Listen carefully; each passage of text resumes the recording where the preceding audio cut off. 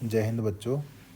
तो इस next class में हम लोग पढ़ेंगे पाइथन पांडास और इसके अंदर हम पढ़ेंगे डाटा फ्रेम्स। ठीक है, पाइथन पांडास में डाटा फ्रेम्स क्या इस पीपीटी में क्या आपके सिलेबस में रहेगा, क्या हम कवर करेंगे अभी आज की क्लास में डाटा फ्रेम्स।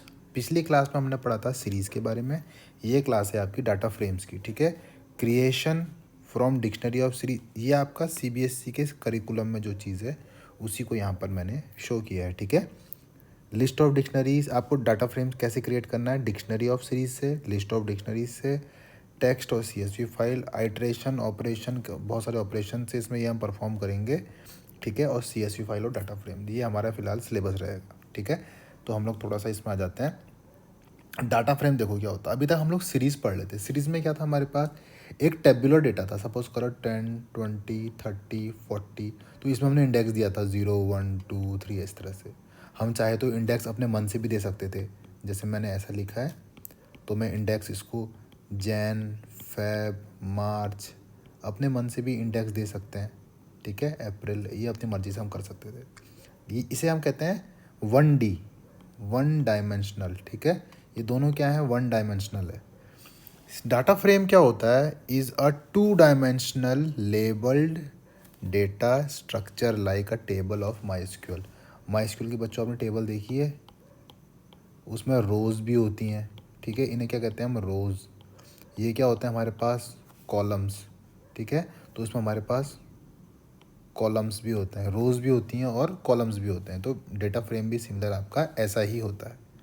ठीक है, तो इसमें देखो क्या होता है डाटा फ्रेम में, it contains rows and columns and therefore it has both a row and column index.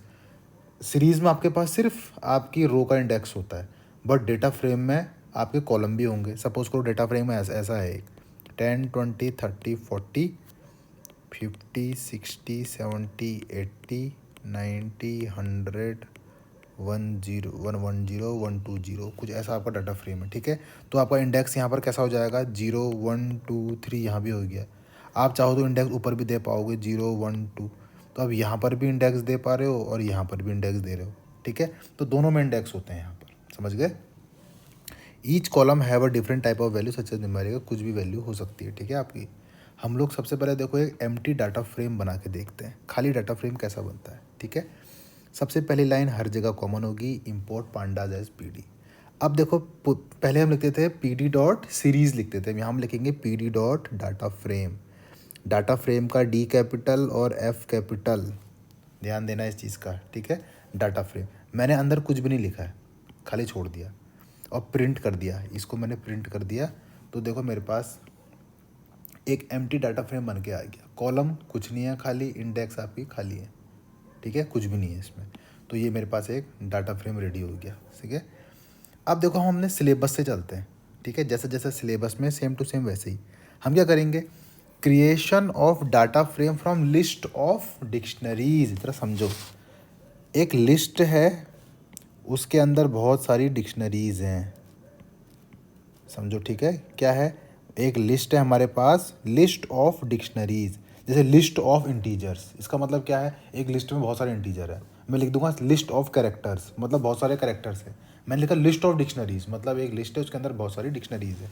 ठीक है, तो देखो पहली line import pandas S P D लिख दिया मैंने। देखो एक वेरिएबल बनाया लिस्ट डिस्क, ये अपनी मर्जी से, आप लोगों को पता है कि आप कुछ भी बना सकते हो, लिस्ट डिस्क नाम से बना दिया मैंने।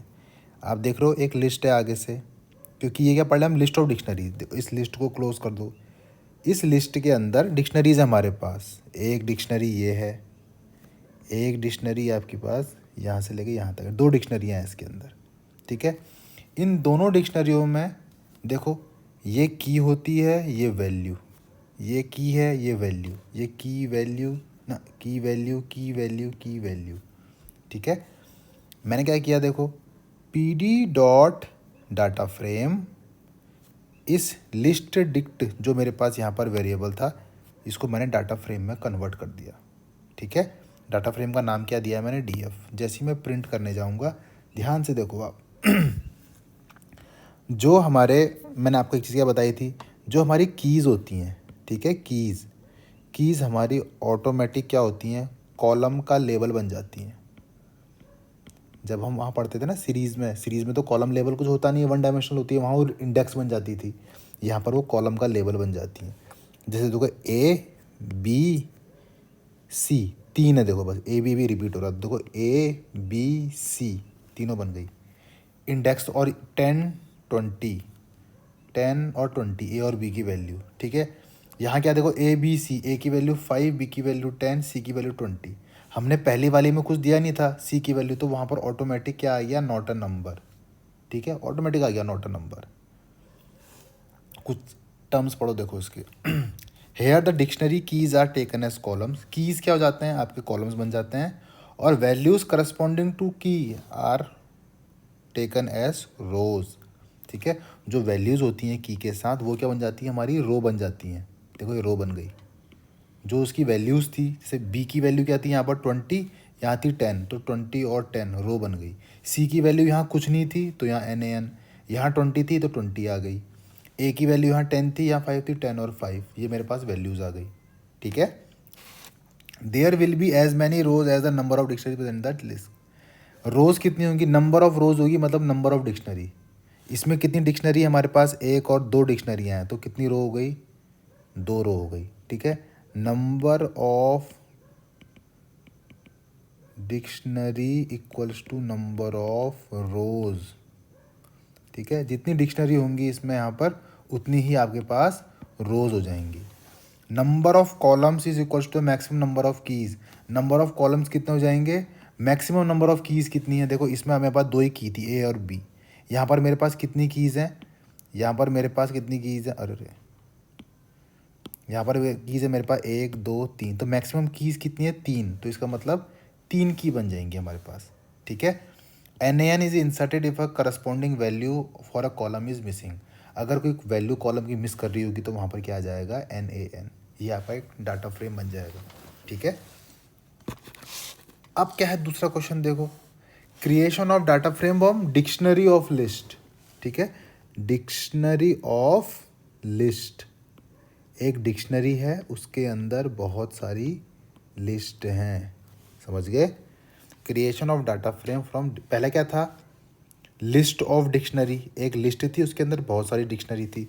दूसरा क्या है, डिक्शनरी ऑफ लिस्ट। यहाँ देखो चलो, पहला शुरू वही होगा, इम्पोर्ट पांडाज SPD, ठीक है। अब हम क्रिएट करेंगे डिक्शनरी ऑफ लिस्ट। तो मैंने एक वेरिएबल लिया डिक्ट फॉरेस्ट। यहाँ देखो इसमें कीज़ क्या है मेरे पास इसमें कितनी कीज़ हैं, 3 कीज़ हैं, स्टेट, जी एरिया और VDF। स्टेट की वैल्यू क्या है, असम, दिल्ली, केरला।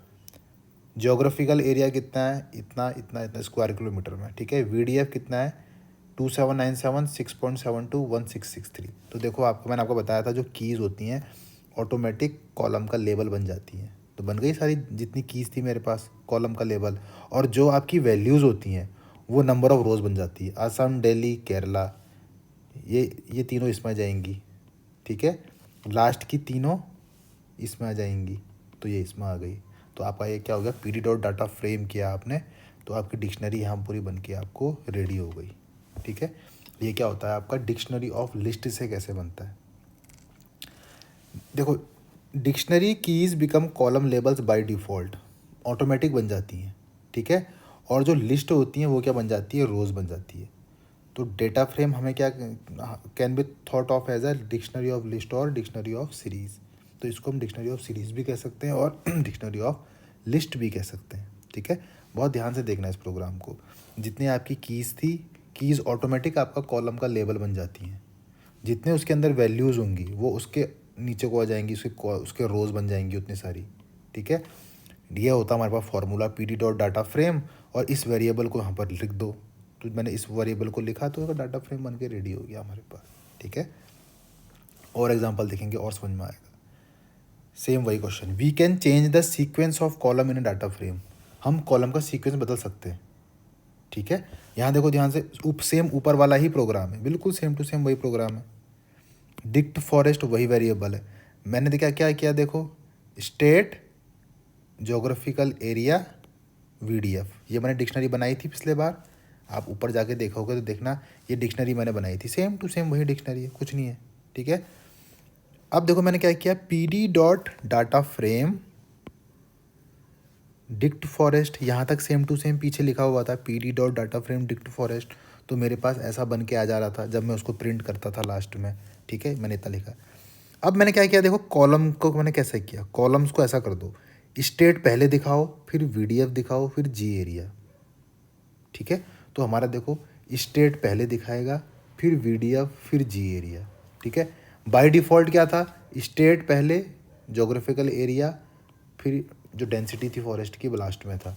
यहाँ पर क्या है देखो, जैसा हमने जिस सीक्वेंस में कहा उस सीक्वेंस में हमको आंसर शो हो गया। तो आपकी मर्जी है, आप उस डाटा फ्रेम के कॉलम का यहाँ वहाँ इंडेक्स भी, कॉलम का लेबल भी आगे पीछे कर सकते हो। ठीक है,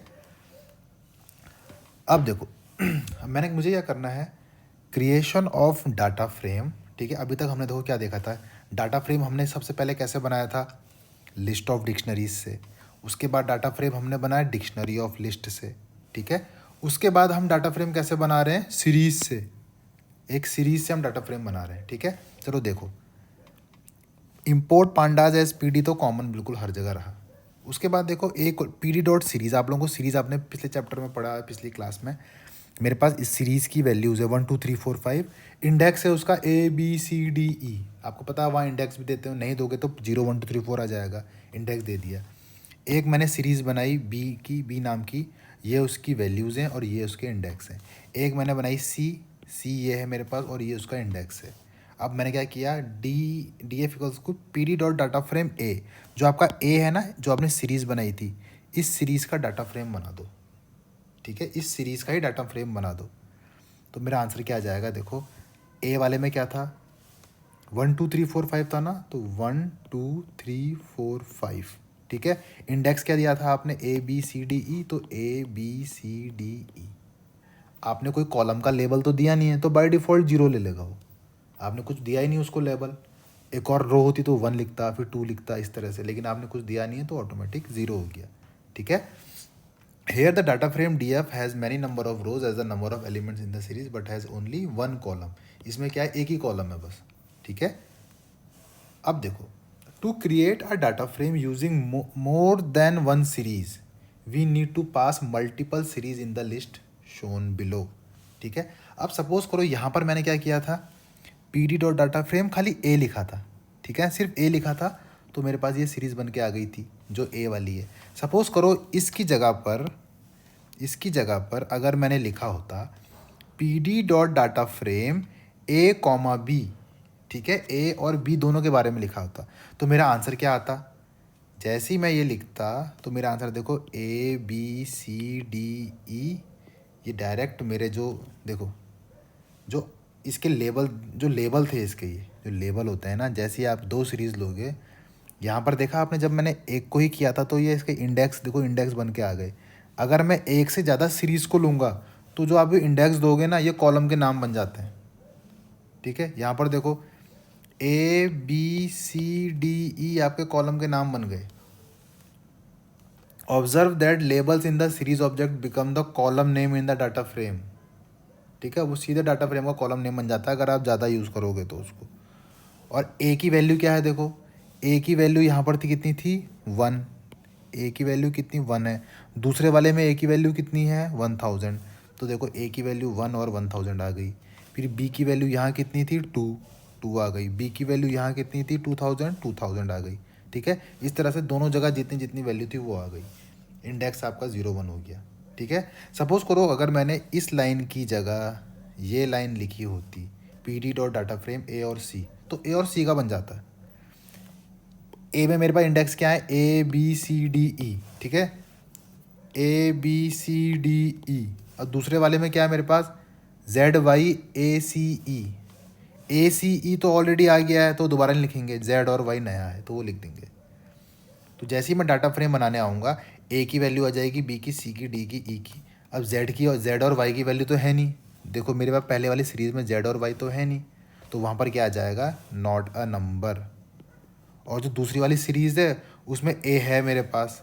ठीक है, देखो यहाँ पर ए बी है, बी ए है, सी है और ई है। ठीक है, ए सी और ई है तो उसकी वैल्यू आ गई। ठीक है, जेड है और वाई है, उसकी वैल्यू आ गई। बी और डी नहीं है तो not a number, not a number. तो ये क्या हो जाएगा, हमारा एक डाटा फ्रेम बन जाएगा। ध्यान देना, जब सिंगल हम सीरीज़ से बना रहे थे तो वो उसका इंडेक्स बन जाता था, लेकिन जैसे ही मल्टीपल सीरीज़ हम बनाते हैं तो हमारे जो इंडेक्स होते हैं वो ऑटोमेटिक कॉलम के लेबल बन जाते हैं, मतलब कॉलम का नाम बन जाते हैं, और जो उसके अंदर एंट्रीज होती हैं वो हमारी रो बन जाती हैं। ठीक है।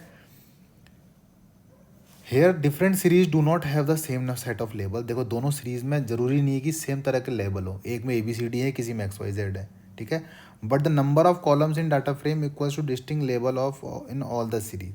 तो नंबर ऑफ कॉलम्स कितने बनेंगे, जितने अलग अलग तरह के लेबल है हमारे पास। जैसे ABC अगर एक में है तो ABC, दूसरे में XYZ है तो ABC XYZ, इतने सारे बन जाएंगे। ठीक है। अगर हमारे पास क्या लिखा है कि हमारे पास करस्पॉन्डिंग लेबल नहीं है तो वहाँ पर क्या आ जाता है, NaN। तो जैसे जैसे हमारे पास इसमें दो सीरीज़ थी, जो बी वाली सीरीज़ है इसमें हमारे पास देखो ये वो नहीं है, क्या कहते हैं, ABCD, तो C वाला देखते हैं। देखो C वाला है ना मेरे पास, उसमें मेरे पास B नहीं है। ठीक है। D भी नहीं है। तो जहाँ पर वो चीज़ नहीं होंगी तो वहाँ पर क्या आ जाएगा हमारा, नॉट अ नंबर। ठीक है। थोड़ा आगे बढ़ते हैं। Creation of data frame from dictionary of series. अब थोड़ा सा और इम्पोर्टेंट आना शुरू हो जाएगा। अब देखो ध्यान से, डिक्शनरी ऑफ सीरीज से सबसे पहले देखो मैंने क्या किया है, इसमें क्वेश्चन, ये भी हम क्वेश्चन सॉल्व नहीं कर रहे हैं, खाली कॉन्सेप्ट देख रहे हैं बस।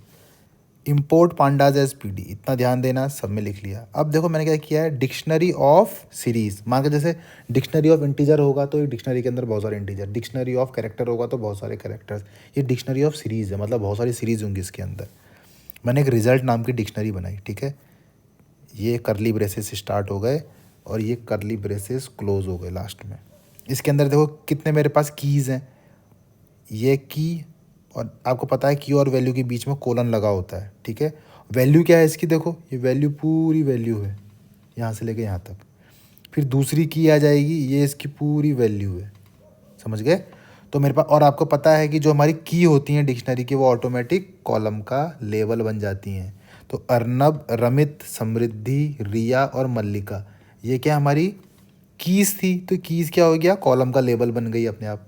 ठीक है। वैल्यू क्या होंगी, जो नीचे आपने वैल्यू दे रखी है। अर्नब की वैल्यू क्या है, देखो PD डॉट सीरीज 90, 91, 97। अगर आप 90, 91, 97 लिखोगे तो 90, 91, 97। आपने इसको इंडेक्स क्या दिया है, मैथ्स साइंस हिंदी, तो maths science Hindi. Ramit, PD dot series 92, 81, 96, 92, 81, 96। Maths सब, ये इंडेक्स सबको सेम दे रखे, math science Hindi, math science Hindi सबको, सबकी वैल्यू देखो नीचे नीचे उनके आ गई। लास्ट में मैंने क्या किया, PD डॉट डाटा फ्रेम, जो ये रिजल्ट है, रिजल्ट क्या है मेरे पास, ये डिक्शनरी है, इसको मैंने यहाँ पर लिख दिया, तो मेरा डाटा फ्रेम बन के ये रेडी हो जाएगा। ठीक है। जब मैं प्रिंट करूँगा इसको तो मुझे आपको डाटा फ्रेम बन के रेडी हो जाएगा। ठीक है। अब मैं क्या करूँगा, इस डाटा फ्रेम पे सपोज करो मुझे कोई नई रो ऐड करना है, या मुझे समझ जाओ कोई नया स्टूडेंट ऐड करना है। यहाँ पर कितने स्टूडेंट हैं, 5 हैं मेरे पास। तो मुझे क्या करना है, देखो, in order to add a new column Preeti, एक नया स्टूडेंट है प्रीति, मुझे ऐड करना है। तो मैं क्या करूँगा, DF प्रीति, जो हमारा डाटा फ्रेम बन चुका है। ठीक है। आप लोगों ने देखा DF नाम का डाटा फ्रेम मैं बना चुका हूँ। इस DF को अगर मैं लिखूंगा प्रीति ऐसे करके एक लिस्ट के अंदर, DF Priti, Priti equals to 89, 78 और 76 उसके मार्क्स मैथ साइंस और हिंदी में। तो देखो लास्ट में प्रीति नाम का एक ऐड होके आ गया। ये तरीका होता है आपका किसी नई कॉलम को ऐड करने का। बस इतना ही लिख दो, एक यहाँ पर बीच में आके प्रिंट करने से पहले DF प्रीति 89, 78, 76, तो मेरे पास यहाँ पर ऐड होके आ गया। ठीक है। ये इससे क्या हो जाएगा, हमारा एक नया कॉलम ऐड हो जाएगा डाटा फ्रेम पे, जो बन चुका है डाटा फ्रेम। ठीक है। ये मैं रिजल्ट में कुछ नहीं कर रहा हूँ, रिजल्ट तो मेरे पास ये पड़ा हुआ ही है। मैं जो डाटा फ्रेम आप लोगों ने DF नाम का बनाया था, इस डाटा फ्रेम में एक नया कॉलम ऐड कर रहा हूँ। ठीक है। ऐड होके आ गया। क्या है, देखो, assigning values to a new column label does not exist, will create a new column at the end. ठीक है। Assigning values to a new column label that does not, ठीक है। ठीक है। अगर आप किसी नए कॉलम लेबल को वैल्यू दोगे, जैसे मैंने यहाँ पर एक प्रीति नाम के कॉलम लेबल को वैल्यू दी थी, तो तो अगर वो नहीं है यहाँ पहले से तो एक नया कॉलम बन जाएगा, अगर वो ऑलरेडी है तो वो मॉडिफाई हो जाता है। ठीक है, सपोज़ करो मेरे पास रमित नाम था यहाँ पर, आप लोग ज़रा ध्यान से देखो, रमित है यहाँ पर 92, 81 और 96। अगर मैं ऐसा लिखता हूँ D F Ramit equals to 99, 98, 97, तो यह करेगा रमित के मार्क्स को मॉडिफाई कर देगा। देखो रमित के मार्क्स मॉडिफाई हो गए या अपडेट हो गए। ठीक है, अगर वो नाम यहाँ पर की या यहाँ पर वो नहीं होता है तो तब तो नया बन जाएगा, अगर वो है तो वहाँ पर मॉडिफाई हो जाता है। ठीक है, मुझे अगर कोई सपोज करो मैंने लिखा D F Arnab equals to 90, मैंने इस बार 3 मार्क्स अलग अलग नहीं दे रखे, मैंने सिर्फ एक 90 लिख दिया, तो क्या हो जाएगा, अर्नब के सारे मार्क्स 90 बन गए। डाटा फ्रेम में जितने मार्क्स थे सारे 90 बन गए। समझ गए? अगर आप लोग कोई नई रो ऐड करोगे और उसमें वैल्यू कम दोगे तो वैल्यू एरर आ जाएगा। ठीक है, कोई नया कॉलम ऐड करोगे जिसमें number of, if you try to add a column with lesser values than the number of rows it result in a value error, length of value does not match. ठीक है, अगर आप कम values दोगे किसी column level को या रो level को तो वो वैल्यू एरर दिखाएगा। आपको उतना ही इंडेक्स या उतना ही देना पड़ता है। ठीक है, सपोज़ करो अगर मैंने यहाँ पर ऐसा लिखा होता है D F Ramit equals to 98, 99, 78, 65, तो ये क्या हो जाता है, एरर। ये क्या हो जाता है, एरर, कि भैया आप वैल्यू ज़्यादा दे रहे हो, इतना हमारे पास इंडेक्स ही नहीं है, तो ये आपको एरर दिखा देता है। ठीक है, तो आपको बराबर देना पड़ेगा। अब यहाँ मैंने लिखा डी एफ इक्वल्स टू 90, तो उसने क्या किया, सबको 90 दे दिए। ठीक है, सबको 90 वैल्यू दे देगा वो। अब देखो हमारे पास डाटा फ्रेम पे, आप सपोज करो मुझे कोई नई रो ऐड करनी है। ठीक है, कॉलम कैसे ऐड करते थे बताओ, मैंने सिर्फ डी एफ प्रीति लिखा तो एक नया कॉलम ऐड हो गया। ठीक है, डी एफ प्रीति किया तो मैंने, यहाँ देखो डी एफ प्रीति लिखा, नया कॉलम ऐड हो गया। अगर मेरे पास कॉलम पहले से बना हुआ था, मैंने डी एफ रमित लिखा तो वो ऑटोमेटिक मॉडिफाई हो गया। बट ठीक है, अब मुझे नई रो ऐड करनी है।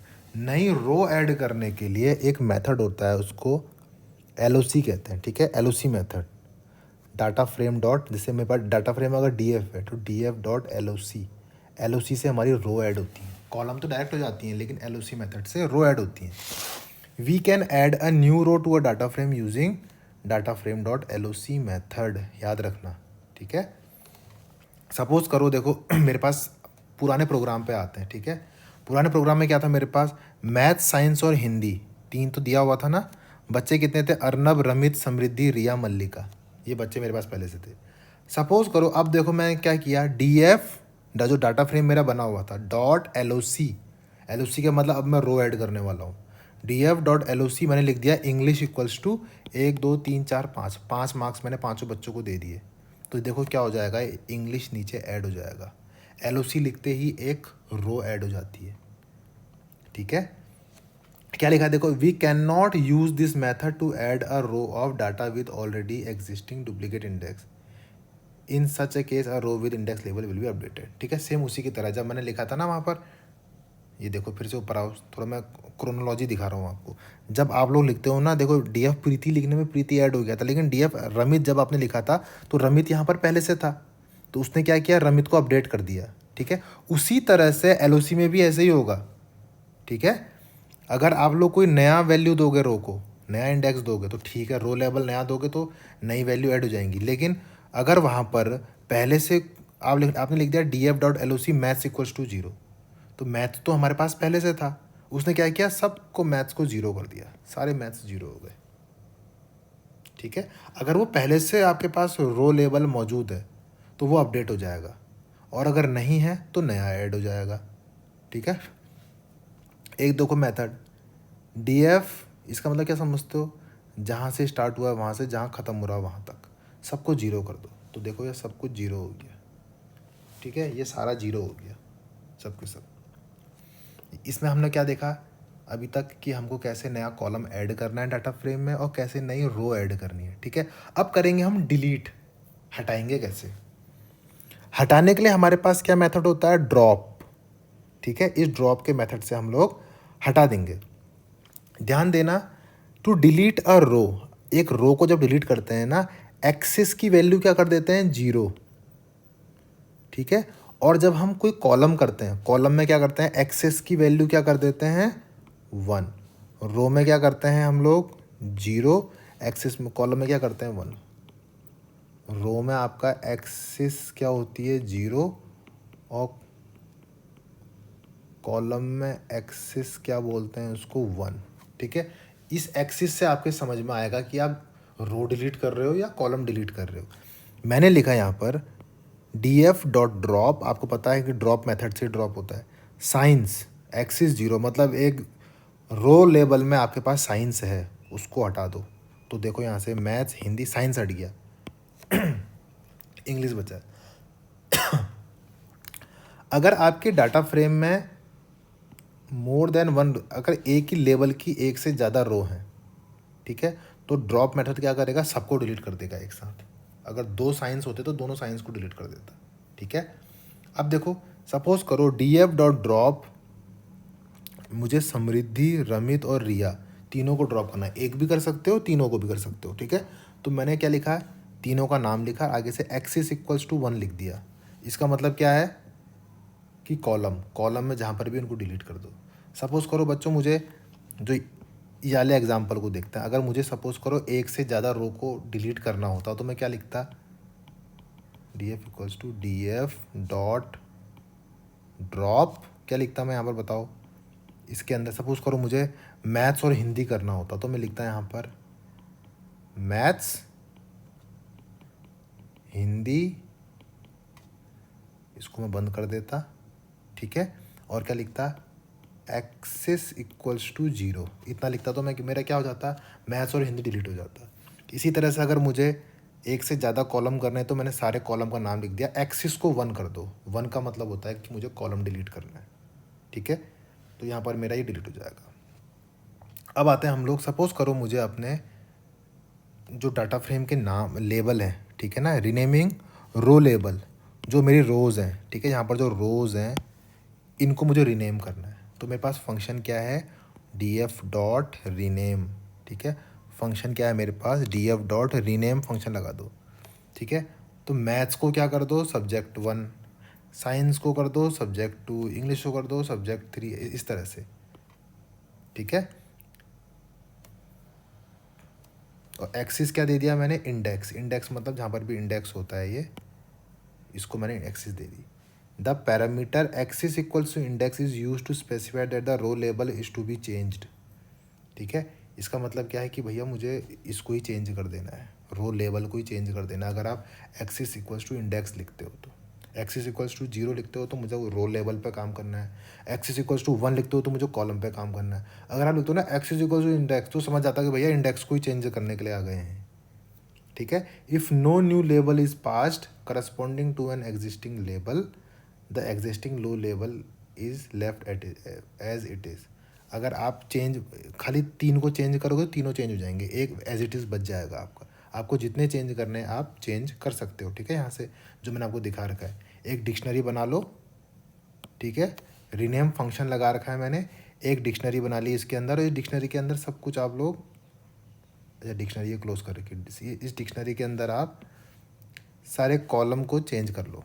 जो पुराना है उसको लिखो, उसके आगे जो उसकी नई वैल्यू होगी, जो पुराना है उसको लिखो, उसके आगे की नई वैल्यू। ठीक है, ये तरीका है। सपोज करो आपको कॉलम को बदल देना है, रो तो आपने रीनेम करना सीख गए, अगर आपको कॉलम को करना है, ठीक है, तो जैसे हम यहाँ पर लिखते थे ना एक्सिस इक्वल्स टू इंडेक्स, यहाँ पर लिख देंगे एक्सिस इक्वल्स टू कॉलम्स, कि भैया जो कॉलम को है नाम मुझे बदलने हैं।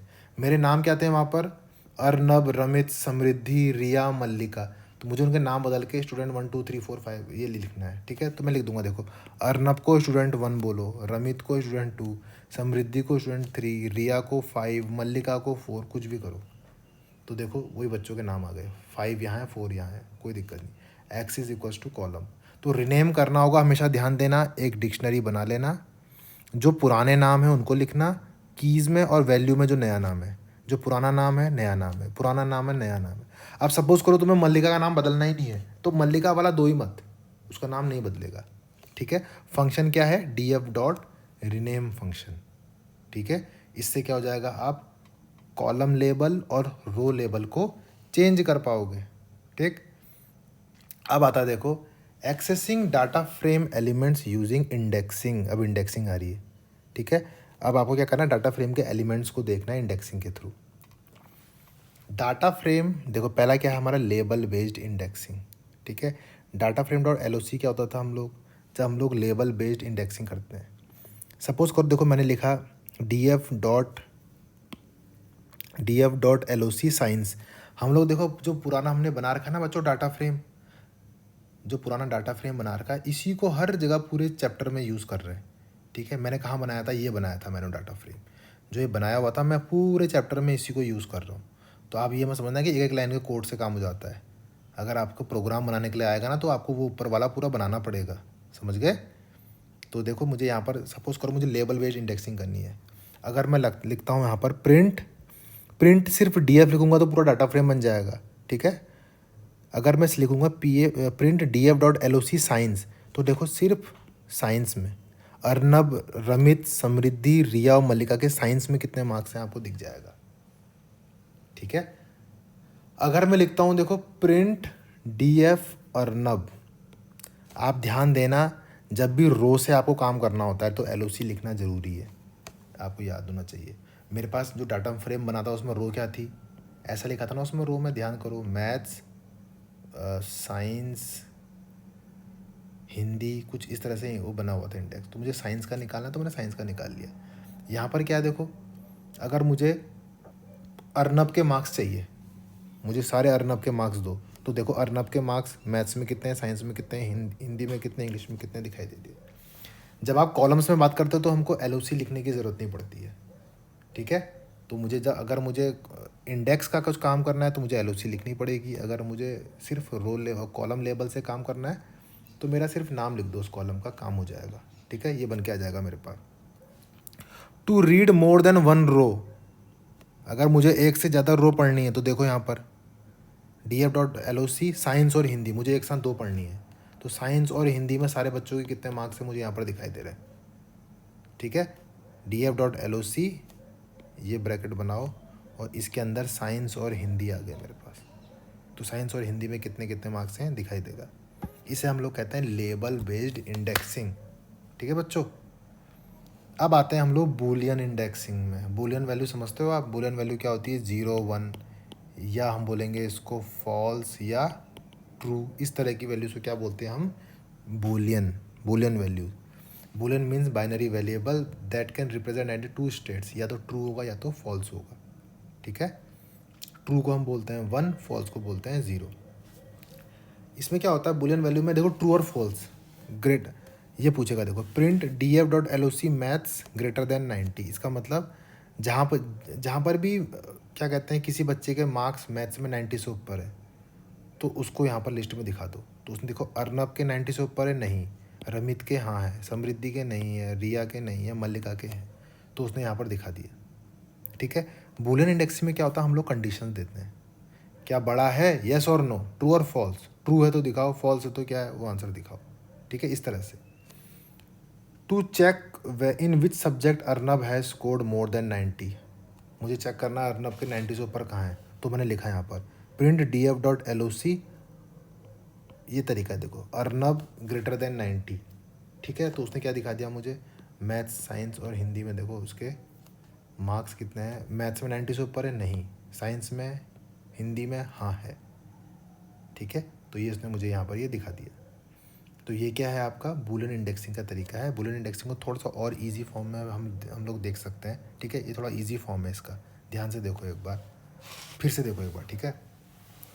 सपोज करो देखो मेरे पास एक डाटा फ्रेम बना हुआ है, कैसा है देखो, इंपोर्ट पांडास PD डाटा, ये मैंने आपको सिखा दिया, name Hindi English, name Hindi English, वो कॉलम लेबल बन जाएंगे।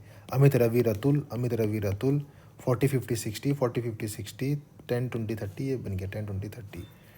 PD dot data frame data, जो मेरा डाटा है ये, इंडेक्स क्या दे दो, true false false, true false false मैंने इंडेक्स दे दिया, प्रिंट कर दो डाटा फ्रेम, जैसे प्रिंट करोगे तो ये पूरा बन के आ जाएगा आपके सामने स्क्रीन पे, ठीक है।